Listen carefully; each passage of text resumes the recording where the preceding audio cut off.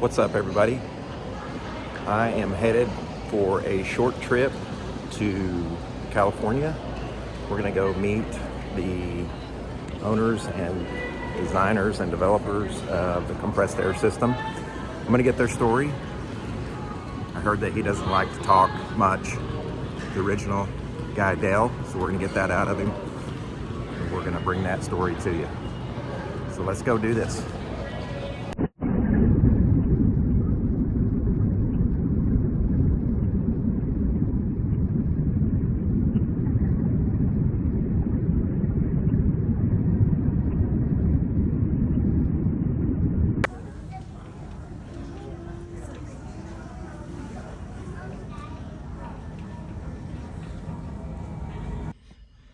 Okay, we just got here to the Compressed Air Supercharging headquarters here in California.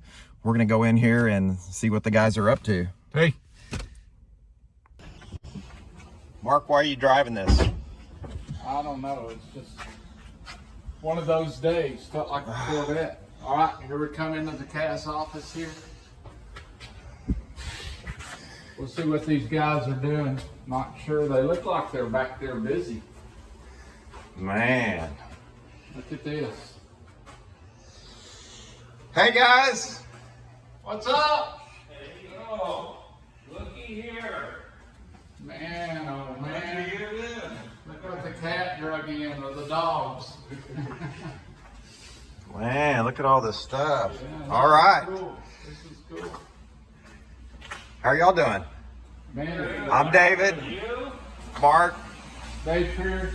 Good to see you guys. Hey, how you doing? How you doing, David? Good, how are you? Get out of I've here. seen you. Yeah, I've seen you on television. That's right. That's right. That's right. Man, look at all this test equipment. Man, this is awesome. Okay, we're gonna have fun next couple of days.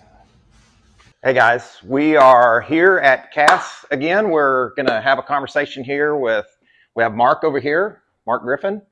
We have Dale Baznan.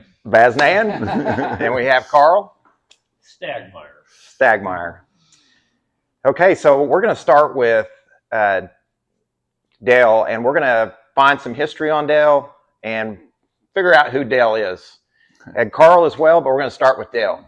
Dale, tell us about your history, how you got started in cars and drag racing, and tell us. Sure, when I was in school in the 60s, and, I loved hot rods and fast cars, and then we had a drag strip called Lions Drag Strip that was, we spent more time there than anywhere else. And so I had a love for cars, and every once in a while my dad had a machine shop, and my friends would ask me to make something once in a while, and that kind of really got me interested in the.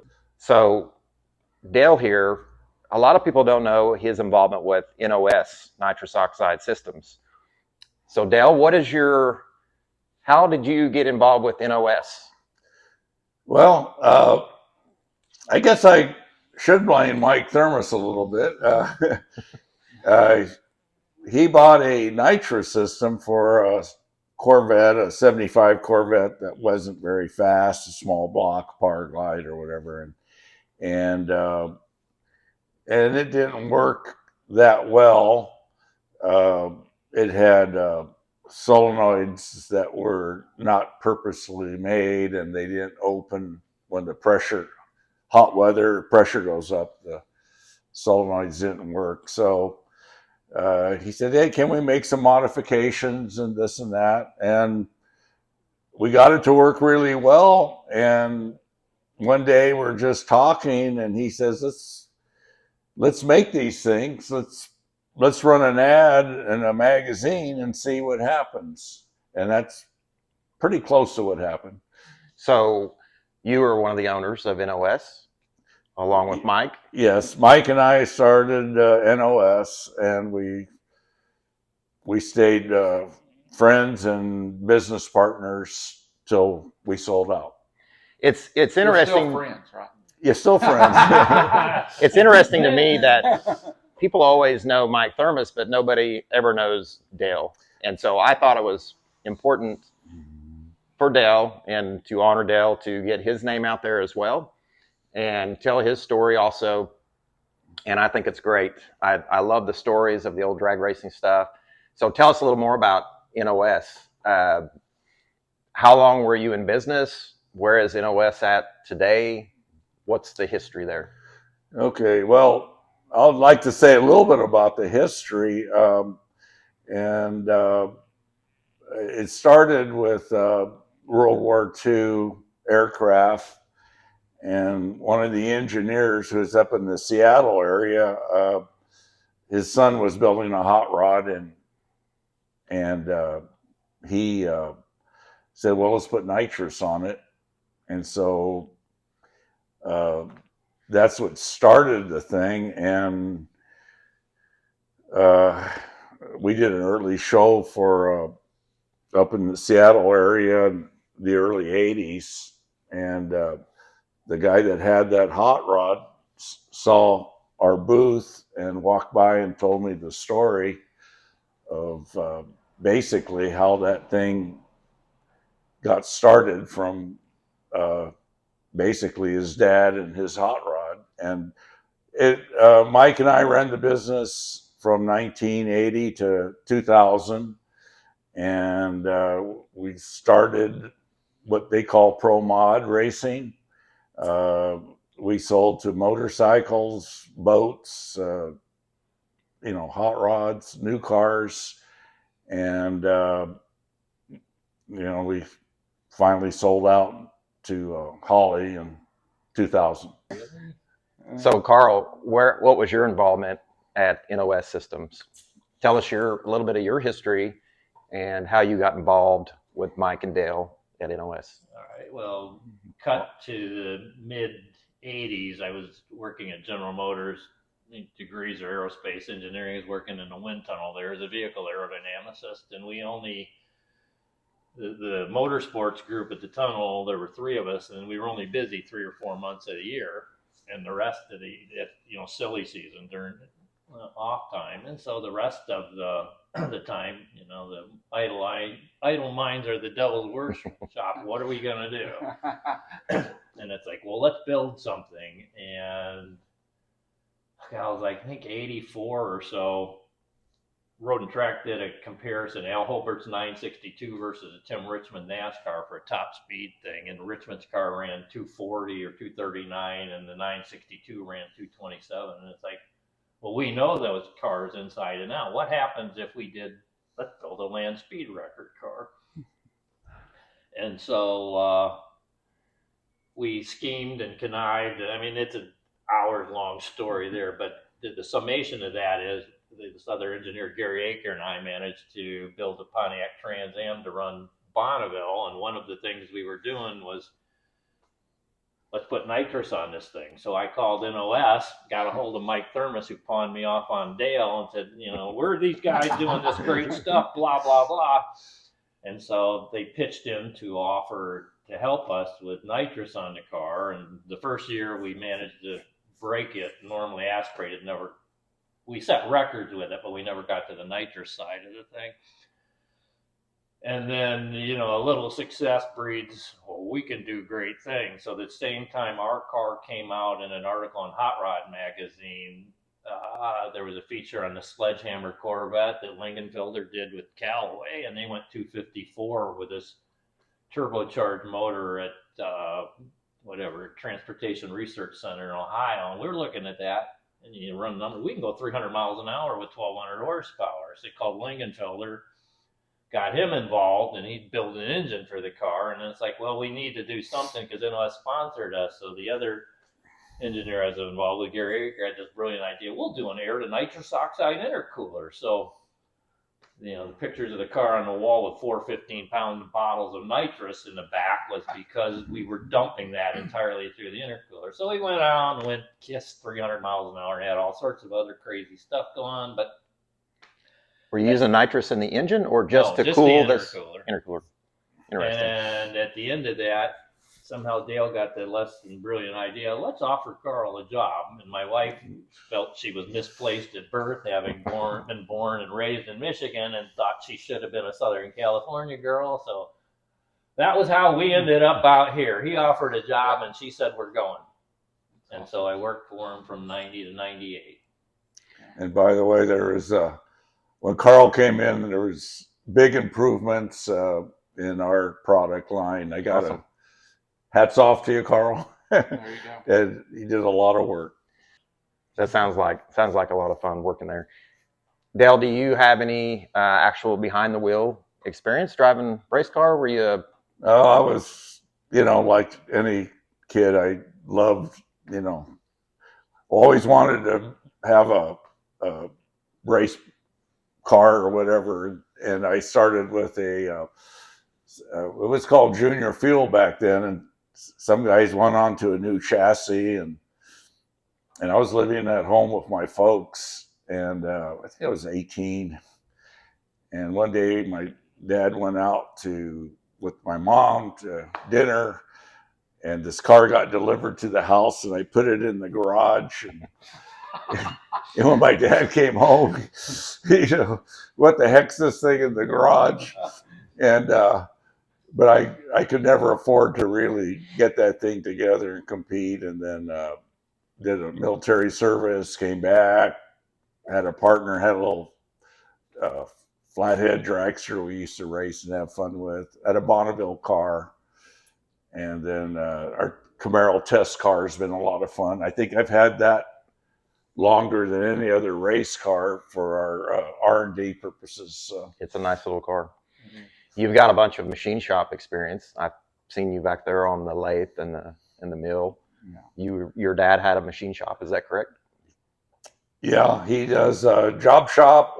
When aircrafts were real big in Southern California, he worked for a lot of jobs for Air Research, Aeroquip, and it was interesting. I remember when Air Research made the first turbo, I think it was for the Camaro, and they invited us over. We made some little retainer parts and stuff, and they invited us over to see the dyno test at Air Research. And we just got out of the car at the parking lot, and we heard this shrill noise. It's all the smoke coming out of a smokestack building. And we never got to see the test because I guess something came apart with the turbo system. Everybody always wants to get not bad. But my dad was not interested in cars. He was making parts. So, So I had the success of NOS. Everybody knows who NOS is. Now they've got drinks and nitrous kits and logos and shirts and all that. So sold to Holly and set for retirement. And then what happened here? We have another idea here. Carl. Well, he was looking for something to do. I know. So we're going to talk about now let me tell you how this happened. Is his version of how this happened. My version. Before it's over with. We started at NOS. We at IHR Racing, they had a top sportsman class, and from that we created, or Mike had a lot to do with it, is started this pro mod class. And it was shoe boxes with big blocks of nitrous, basically, and it was very entertaining, and we really liked it. It was fun. And then the blown alcohol guys got invited in, and with nitrous, you can't run boost, so we were kind of gunfight with a knife type of thing. So I thought, gee, if we could close the throttles, put nitrous in, we could get boost, and boy, that would be great. But we were busy enough that never was developed. But when we sold, I talked to Carl a little bit about that idea. And wouldn't it be fun just to run something on an engine to see what we could do? And we talked about it a little bit, and I think we kind of decided that air would be better than nitrous. Good idea. So we went to air, and of course, we found out a lot of good things about compressed air, and it had a lot of benefits. And Carl had opportunity at that time. He was in Texas, and there was a dyno facility that we could use, and he slowly developed Emphasis on slowly. yeah. How that's long okay. have y'all been doing this? 23 years. 23 years. Since 2002. Yeah. So, Well, we understand that it's you guys are retired and this is another project, so it's taken some time, but the system works great, and there's a lot of people that say, well, I had that idea and I had this or that. What are your comments to those? well, Carl, you want to? Yeah. He's holding his lips over here like I can say a lot about this one. Said to many people, you can draw the idea out on a napkin in 2 minutes and explain it, say it makes sense. But to your comment about, well, you're retired, and there's tens of thousands of hours in this, because the concept is simple to understand. The execution, the design, the development of the components, because everything in this is specifically intended to meet the flow rates that we require at the operating pressures that we experience from full tank to empty tank. So there's an enormous amount of work just getting the bits and pieces to perform adequately. So early on I commented that I'd been concerned, what if someone else wants to do this? And after about 5 to 10 years, it's like, go ahead and try, because we had somebody that was crazy enough to finance it, and it was my sandbox, right? I spent 30 years working with high pressure compressed gases and fuels and whatever, so I had the experience and, if you will, acumen to do it. And it's like, no, this is an enormous task to make this stuff work. So what you're seeing on the table now is a result of a lot of painstaking effort to get I'd like to add one thing is there was people running compressed air superchargers before, and I'd witnessed Mickey Thompson was involved with Funny Car sponsored by Krager, and I did see that car run when I was racing, and so there's It was all a mechanical. it was a mechanical pneumatic system or whatever, and it didn't really get down the track. It had a sweet spot somewhere in the track, and they couldn't really race with it. But I remembered that, and so we weren't really the first to come up with this idea, and I'm sure people in Detroit and elsewhere have played with it, but Carl did the modernization of. There is a precedent for the concept, but there were not the bits and pieces nor technology available to execute it and make it work. I mean, to start with the storage tanks, you go back to the Mickey Thompson funny car with steel tanks at 2,000 psi. The storage capacity and the weight already made it a huge issue. Well, now we got Type 3, carbon fiber bottles, which facilitated, and the big thing is the electronic controls we have now that did not exist decades ago, which allow us to very finely tune and control stuff. And that, just bringing all those pieces together, are what makes it work now and why it never took off before.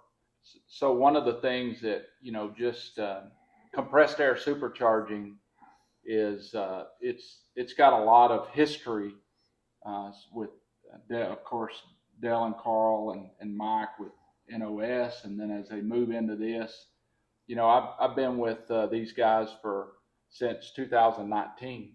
Built the Camaro, the cast Camaro around it, and You're our first customer. I was. I paid full price, but don't forget that. You won't let us forget. Yeah, I won't forget that. I've got my money's worth though. But it's one of those things that whenever we came in, they were doing 1,400 horsepower, and kind of like I need more than that. If I want a top sportsman race, I need to run in I need to run in the 6s and the low 4s in the 8th mile. And Yeah, we were very pleased with ourselves, and you they blew were that right And out of the I water. upset the apple cart there. But the thing about it is they did it.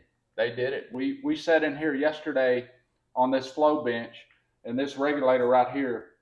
I mean, we flowed lots About of 3,400 CFM. and this is going on my car. Nobody can have that one.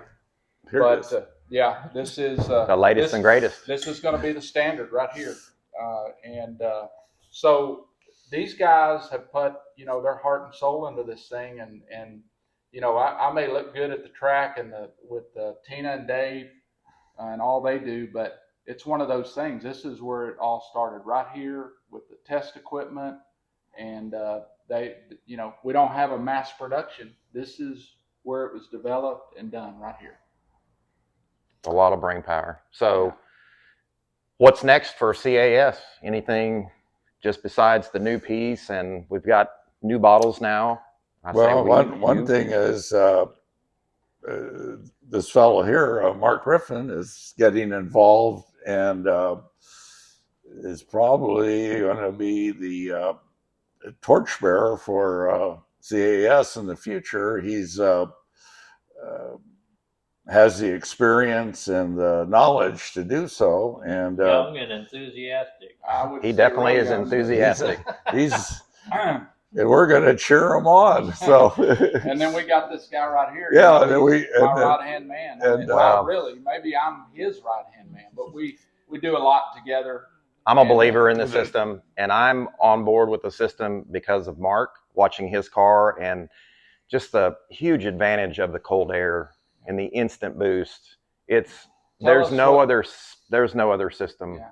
Tell us whenever I met you, matter of fact, one of my good friends that I raced with, Dave Johnson, he said, "Hey, that's Tina Pierce over there," and he said, "You going to go over there and say something about your system?" And I said, "I don't know.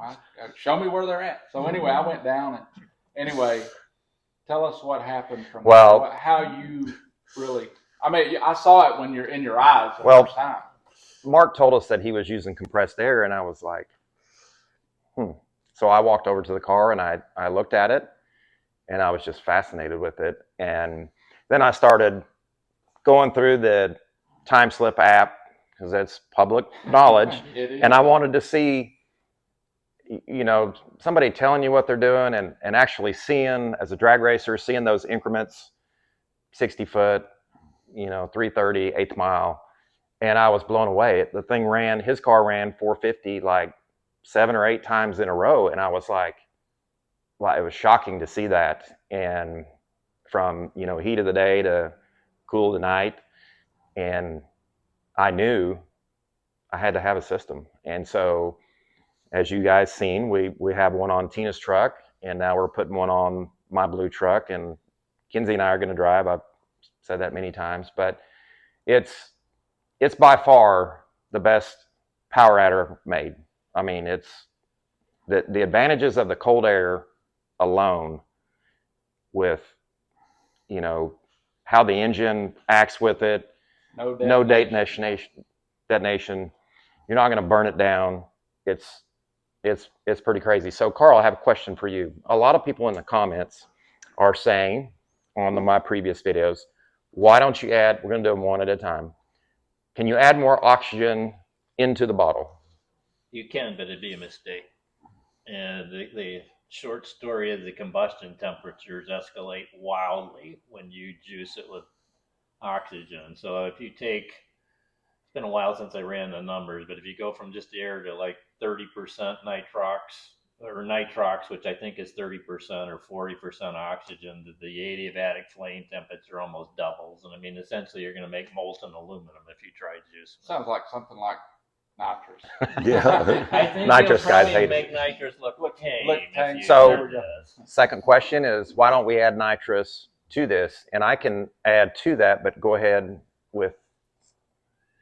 Theoretically, you could, but my question would be why. And the big reason is what we've experienced with this is due to the low inlet charge temperatures with air, your ability to suppress detonation goes way, or pre-ignition goes way down. As you know, you guys run full standard, normally aspirated spark timing, fuel requirements are real low, etc. So And the combustions, so you have apparently very stable combustion because we have not done any in-cylinder stuff with it. But historically, we did a lot of in-cylinder development work with nitrous and found out just how unstable nitrous oxide is. So I guess why would you take power adder A, which creates a very nice, stable, long-lasting from an engine component Many rounds. standpoint, and superimpose something on it that's gonna be very abusive? So for us, the reason we don't add nitrous is because we're not using all the full capable power that's available to us.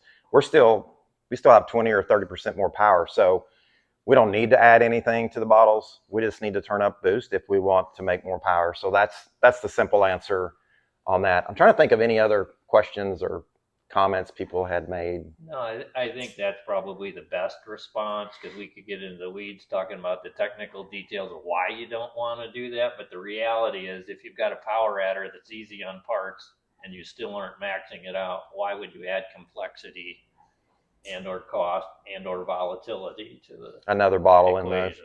in the vehicle. You want to bring up liquid air? No. Okay. Carl, anything you want to add? No, I think I'm good. Dale? I think we covered a lot. Yeah.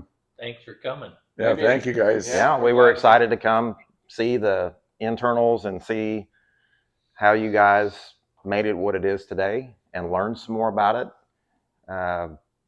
It's pretty amazing. It's a lot more in depth than what I thought. It was neat seeing the flow bench, which we'll put a video in for that. It's pretty amazing stuff. Pretty amazing stuff. Thank you guys for following on this journey on these videos. We will have more, but we're going to wrap this up for today. And thanks for tuning in. Please subscribe and share. Appreciate it. Thank you guys. Thank you. Thank you. Thank you guys. All right.